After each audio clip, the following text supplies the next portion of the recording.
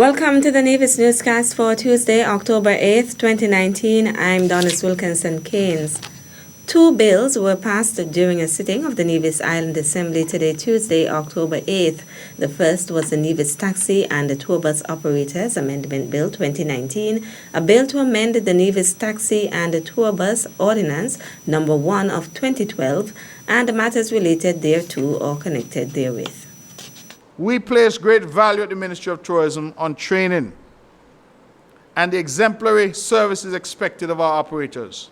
It is therefore expected that operators coming from our sister island in St. Kitts will have to follow the same requirements and require temporary pass for operations within the prescribed areas in Nevis. Anybody corporate wishing to operate a taxi and tour bus business must seek written approval from the Ministry of Tourism.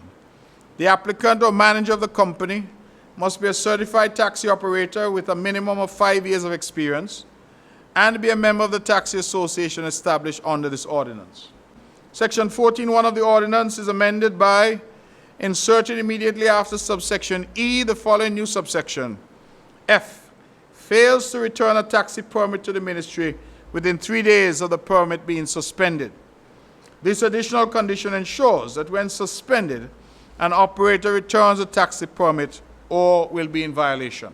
Any association comprising of not less than 15 operators may be authorized by the Ministry of Tourism to function as a recognized association under this ordinance. An operator shall not be allowed to use a vehicle which has an R or P plate. An H plate shall not be allowed where the operator is in possession of a valid temporary taxi permit.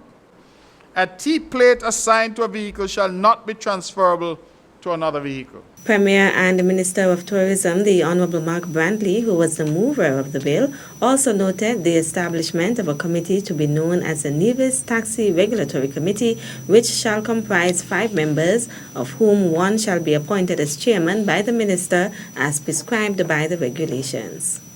Any 3 members of the committee, including the chairman appointed under subsection 1, shall constitute a quorum for the meetings of the committee.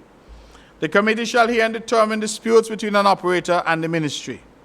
An operator who is aggrieved by a decision of the minister has a right to appeal to the committee in writing within 15 days of the date of service of the notice of the decision on him. A person who is dissatisfied with the ruling of the committee under this section may appeal to a judge of the High Court, and the judge may make such order as he or she thinks fit. Meantime, the Nevis Planning and Development Control Amendment Number 2 Bill 2019 was also passed today. The mover of the bill was the Honorable Spencer Brand, Minister of Physical Planning and the Environment.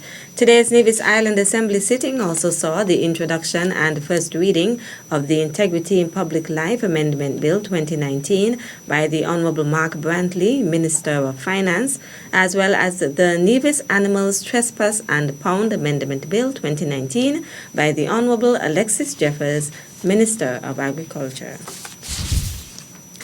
Medical Officer of Health Dr. Judy Nisbet is encouraging members of the general public to take advantage of services which are being offered by the U.S. Navy hospital ship, which is currently in St. Kitts on a humanitarian mission, providing surgical and medical services in a variety of specialties. Surgical services include eye surgery such as cataract surgery and pterygium surgery, pediatric, plastic, orthopedic, urological, and general surgeries such as hernia repairs and gallbladder surgeries, just to name 2 of those general surgeries that are being done. The doctors are also offering consultations in internal medicine, family medicine, pediatrics, dermatology, adult and pediatric neurology, cardiology, that's issues pertaining to the heart, physical therapy, and optometry. In terms of the optometry, that is when the eyes are tested, prescription glasses are actually available right away for persons who need prescription glasses. Dr. Nisbet also noted that dental services are being offered as well as laboratory services such as blood testing, X-ray services, and CT scans. A pharmacy is also available on site for persons who may require medication. Now, all these services can be accessed by visiting the medical clinics at one of the two sites on St. Kitts, namely the Antioch Baptist Church in Limekill, that's Medical Site 1, and the St. Paul's Community Center, Medical Site 2, starting at 7 a.m. each day. And this goes on until Thursday, October 10th. All surgeries, consultations, diagnostic services, and medicines are free of cost, and the services are safe. Now, no referrals are necessary, so persons can walk in, register, and see the doctor that they need to see, whether it's internal medicine, whether they need to have dental care, or have their eyes checked. And I would suggest that persons from Nevis access Medical Site 1, which is Antioch Baptist Church on St. Kitts, which is the closer one to the pier, and to go early, because if there are large numbers of persons, then registration closes off very quickly. Let's say by noon, if there are a lot of persons. So don't miss out on this opportunity. I didn't. I had my eyes checked, and I had a good experience. Medical Officer of Health, Dr. Judy Nisbet. Still to come. But the delivery of mails is still very relevant. I take this opportunity to salute our past and present postmen and women. We'll give you the details after this break. Taxes are the lifeblood of a nation. Feel good about what your tax dollars do in Nevis. As a responsible citizen, your tax dollars protect our environment. Pay your taxes on time. This message was brought to you by the Inland Revenue Department, Nevis. Be a responsible citizen. Welcome back. For development and progress in the postal sector to become a reality, digital transformation should be in the forefront. Minister of Posts, the Honorable Spencer Brand, delivering his address to mark the observance of World Post Day 50. Since 1969, World Post Day has been celebrated annually on October 9th. This year's theme is Delivering Development is Delivering Progress. There are much to consider in delivering development in the area of posts, such as increasing access to government services, facilitating and simplifying the export and exporting process. More export means there would be an increase in foreign currency and creation of jobs. Furthermore, it would create opportunities for the poor and vulnerable by developing micro, small, and medium enterprises, MSMEs.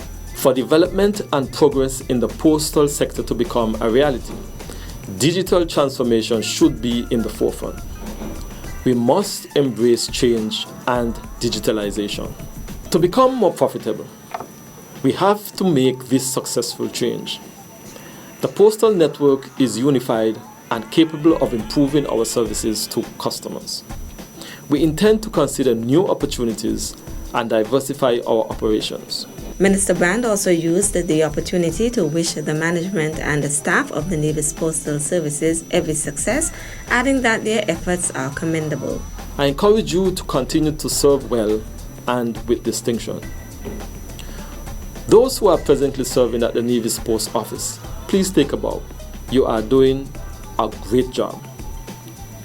Mr. Vernon Tim Wilkinson, Mr. Evan Gravity Davis, Mr. Dinsdale Dale Pemberton, Mr. Dwight Dada Dorr, Mr. Addison Addy Jeffers, Mr. Elmo Bombo Grant, Mr. Glenroy Bookie Pemberton, Mr. Brian Brown, Mrs. Louise Mitchell, Miss Doreen Hendrickson, and last but by no means least, Miss Teresa Emmeline. As we celebrate World Post Day throughout the month of October, I invite the general public and stakeholders to support and participate in the upcoming activities. Meantime, as the Federation joins the observance of World Post Day 50, Rhonda Forbes Williams, Deputy Postmaster General for Nevis Postal Services, did a reading of the message from Bishar Hussain, Director General of the Universal Postal Union. The Post is today creating greater flexibility in customer service through the most advanced interfaces. We are now closer to our customers than ever before. But above all this, the UPU's original philosophy to serve humanity and facilitate communication among the citizens of the world remains the driving force of the global postal network. Today, the Post is a key component in helping to achieve the goals of the UN's 2030 Agenda for Sustainable Development in all countries and for the world's citizens. In so many ways, delivering development is delivering progress.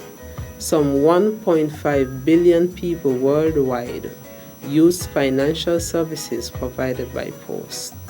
This makes us the second largest contributor to financial inclusion in the world, and we continue to help lift people out of poverty. And the UPU delivers development in many other areas, in the fields of health, decent work, education, environment, and peace and justice. On World Post Day, I extend my warmest thanks to all the world's citizens and to governments, designated operators, the United Nations, civil society, and many others who have made their contributions to ensure one world, one postal network. We have been guided in this work by the need to help humanity overcome its challenges so that we can secure the future that we all want for our planet. This is the best way to deliver development and progress to the world. Happy World Post Day 50 to all. The Nevis Postal Services celebration of World Post Day 50 commenced with an awareness march on September 27th, a church service on September 29th at Zion Chapel, and a talk show highlighting postal services on 2020 Vision Radio on October 2nd. World Post Day, Wednesday, October 9th, will also be Customer Appreciation Day. Throughout the month, a number of school visits, an exchange of officers with the St. Kitts Postal Services, and a display of old and modern postal items at the Charlestown office is taking place. The month of activities will culminate with a 50th Anniversary Awards ceremony and banquet at the Nevis Performing Arts Center from 6 p.m. on October 31st. That's it for this edition of the Nevis Newscast. On behalf of all of us here at the Department of Information, thank you for viewing.